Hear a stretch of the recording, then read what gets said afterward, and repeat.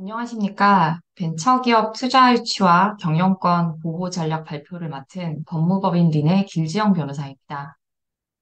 벤처기업법 개정안이 국회 본회의에서 통과되면서 오는 11월부터 복수 의결권 주식 제도가 도입되었습니다. 해당 개정으로 창업주의 의결권이 확보되면서 기업 경영권을 좀 더 안정적으로 가져갈 수 있게 되었다고 평가받고 있는데요. 본 발표에서는 스타트업의 설립부터 각 단계별 기업 성장에 따른 기업 지배 구조의 변화와 그에 따른 의결권의 분산 문제, 그리고 각 단계에서 기업이 투자를 받을 때 투자 계약서에서 어떠한 내용을 유의할지 살펴보고 의결권 희석 문제를 해결하기 위해 복수 의결권 제도를 도입한 벤처기업법 개정안을 개관해 보고자 합니다. 다음과 같이 크게 세 가지 챕터로 진행하겠습니다. 먼저 기업의 성장 단계에 대해서 개관해 보겠습니다. 이 그림은 이미 많이 보셨을 텐데, 기업의 설립부터 각 성장 단계의 재무 사이클을 한눈에 보여주는 그래프입니다. 설립 극초기에 이른바 죽음의 계곡을 넘어가면 이후 각 단계에서 외부 투자 유치를 받고 기업 매출과 이익을 내면서 기업이 성장하는 우상향의 곡선을 보이고 있습니다. 그러나 기업이 외부에서 투자 유치를 받을수록 지배구조는 재무 사이클과는 다른 양상을 보이는데 기업이 외부의 투자 유치를 받으면서 지배구조는 단계를 거듭하여 더 복잡하게 변하게 됩니다. 먼저 설립 단계에는 지배구조가 매우 단순합니다.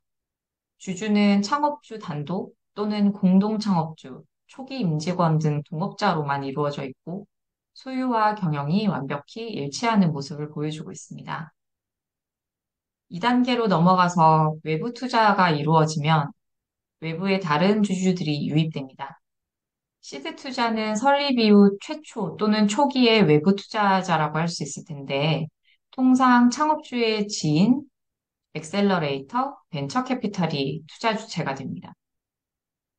투자 규모는 통상적으로 개인은 1, 2억 원 선에서, 엑셀러레이터는 5억 원 이하의 선인 것 같습니다. 시드 투자 단계는 창업주가 설립 초기 최소한의 팀으로 회사를 운영하면서 개발을 시작하는 단계여서 창업주의 경영 자율성이 크게 필요한 시점이지만 공동주주인 외부 투자자의 견제를 받아야만 하는 입장에 놓이게 됩니다. 회사 입장에서는 첫 투자의 조건과 제한을 최소한으로 설정하는 것이 필요하겠습니다. 회사의 사업 계획이 명확화, 구체화되면서 회사의 팀도 성장을 하고 매출 방향성도 보이는 단계에 들어갑니다. 회사의 구성원도 더 증가하면서 시리즈 A 투자를 받게 됩니다. 시리즈 A부터는 벤처 캐피털들이 주로 투자를 하고 투자자별로 10억 원에서 20억 원 정도의 금액을 투자합니다. 벤처 캐피털들은 통상 우선주로 들어오고 기존의 보통 주주들과 함께 주주를 구성하게 됩니다. 이때부터 창업주는 주주이면서 경영진이고 주주 구성 역시 창업주, 초기 임직원, 외부 투자자로 서로 이질적인 자들로 구성되고 이사회 역시 외부 투자자가 경영진 견제를 위해 이사 선임권을 받는 등 구성이 복잡해집니다. 이후 기업이 더욱 성장하여 매출이 발생하고 기업이 제대로 굴러가기 시작할 때쯤 투자 유치를 받는 시리즈 B부터는 투자 금액 규모도 더 커지고 투자자의 요구 사항도 더 많아지며 그에 따라 사회이사 등 이사 선임권을 투자자가 가져가는 케이스가 쌓이게 되어서 이사회의 구성도 더욱 복잡해집니다. 주주총회나 이사회가 이질적 성격의 자들로 구성될 경우 의결 종족수를 맞추기 어려운 문제가 발생할 가능성도 예전에 비하여 점점 높아지게 됩니다. 이번 챕터에서는 각 투자 단계의 계약 체결 시 창업주가 경영권을 확보하기 위해 유의할 사항과 경영권 확보 전략에 대하여 말씀드리겠습니다.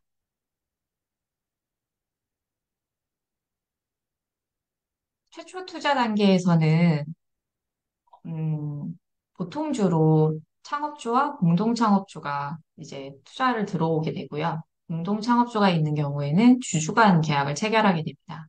이때 고려할 사항으로는 공동창업주 간 어떻게 역할을 부여할 것인지, 그리고 공동창업주의 재임 기간과 성과 단계를 고려해서 지분 처분을 어떻게 제한할지 약정하는 것입니다. 두 번째 시드 투자 단계에서는 보통주나 CPS, RCPS를 신주 발행하는 것이 통상적이고요. 투자 주체는 개인, 기업, 엑셀러레이터, 벤처 캐피탈입니다. 이러한 투자 계약 시 고려할 사항으로는 어떠한 주식을 발행을 할지 선택을 하는 것인데요. 투자를 받는 회사의 입장에서는 보통주가 제일 유리하고, 그 다음으로 CPS, 그 다음으로 RCPS 순서가 되겠습니다. 이게 시드 투자는 워낙 극초기의 투자여서 투자자 입장에서는 상당한 위험을 부담하게 되는데요. 그래서 회사 입장에서는 상당한 수준의 경영 참여를 요구받을 수 있습니다. 예를 들어서 사회이사 선임권을 요구한다든지, 임직원의 연봉 상승률에 제한을 둔다든지, 이해관계자 등 핵심 인력의 퇴사 제한 규정을 둔다든지, 그리고 스톡옵션 상한을 지정하는 것들이 있습니다.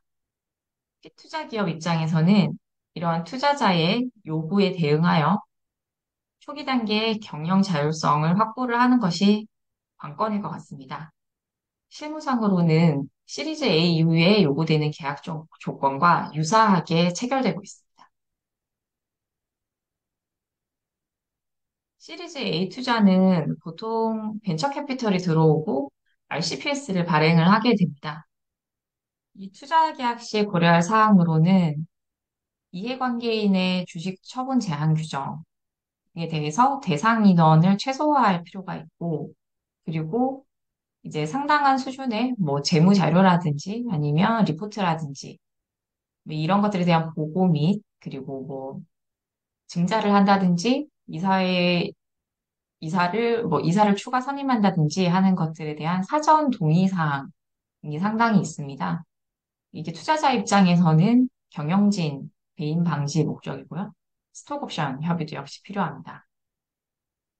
그리고 진술 및 보장 규정이 있는데, 이제 진술 및 보장 규정을 위배할 경우에 이제 계약이 디폴트가 나기 때문에 회사 또는 이해관계인이 인지하고 있는 한으로 반영하는 것이 필요합니다. 그리고 이사 선임권에 대해서도 협의를 해야 하고, 그리고 위약사항이 있는 경우에는 고의 중과실로 제한하는 것이 필요하겠습니다. 동일 라운드에서 여러 투자자들에게 투자를 받을 수 있는데, 이때 단일 계약서로 체결을 하는 것이 회사 입장에서는 편리하겠습니다. 그리고 최혜 조건 자동 변경 조항이라는 것이 들어갈 수가 있는데, 이 조항이 들어가게 되면 그 앞단이든 뒷단이든 지금 체결한 해당 계약보다 투자자에게 좀 더 유리한 내용의 조항이 들어갈 경우 이게 해당 계약에 자동으로 편입이 되는 그런 효과가 있기 때문에 이런 조항의 도입은 상당히 주의하셔야 되고 가급적 하지 않는 것이 좋겠습니다.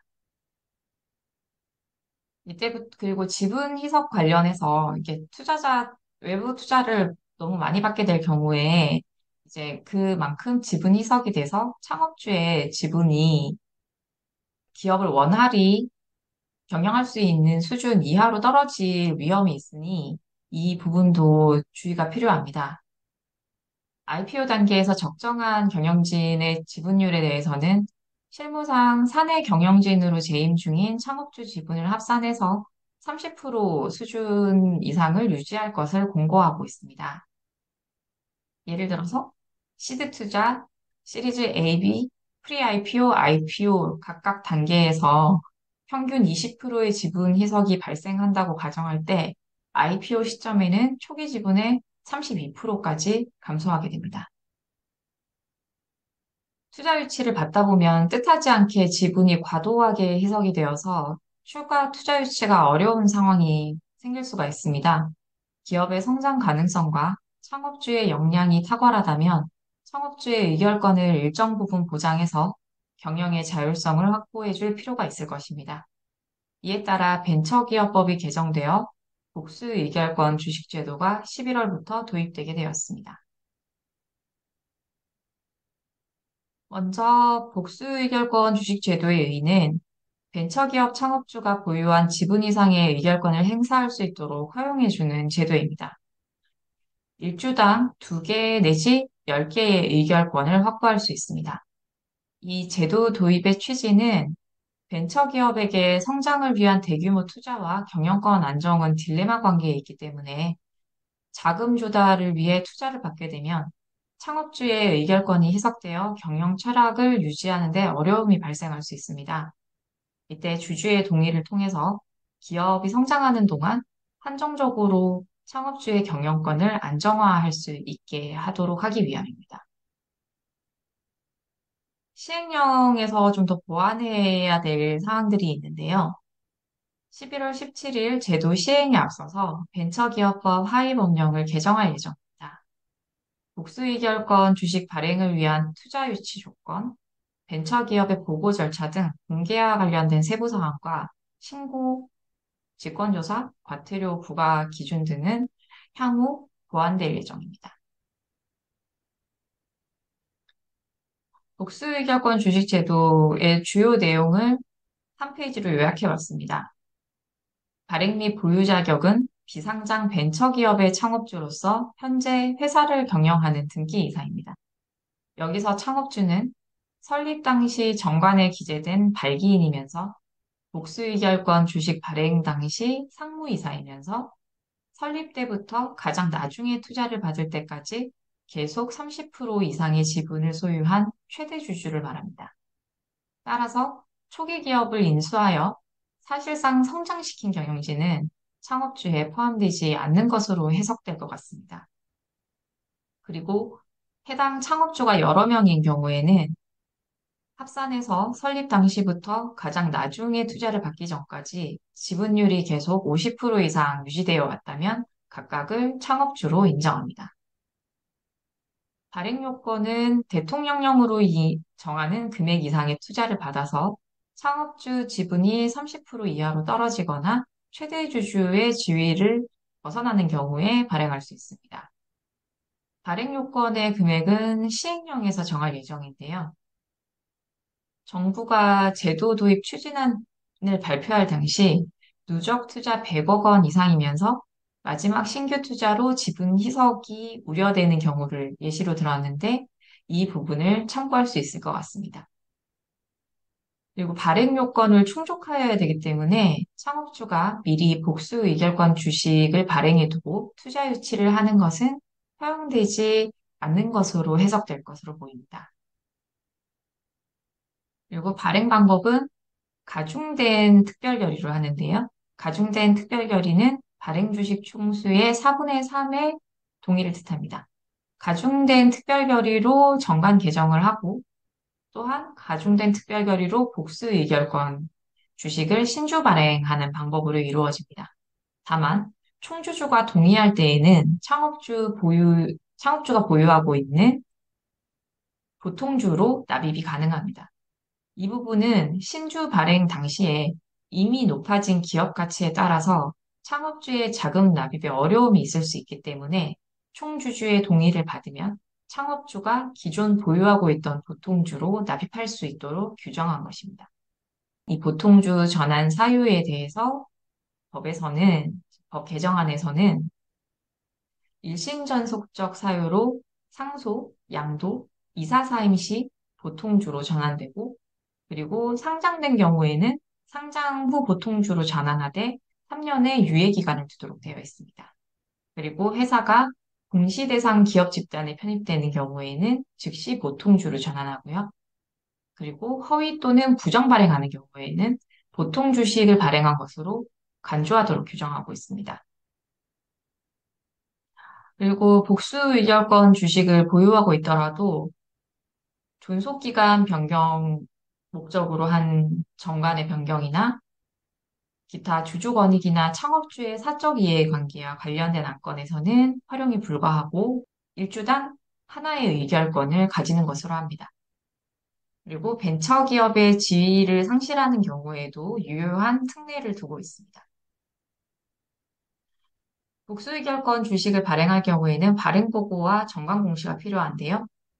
발행 내용 및 중요사항 변경할 경우에는 중소벤처기업에 보고를 하고, 발행기업은 복수의결권 주식 발행 내역 등을 본점과 지점에 비치하고 공시하여야 합니다.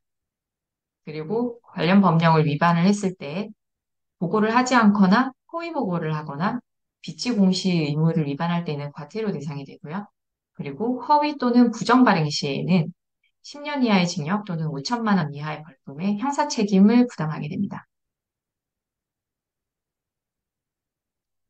이상으로 발표를 마치겠습니다. 발표 내용에 관하여 궁금한 점이 있으시면 저희 법인으로 편히 연락 주시면 대응해 드릴 예정입니다.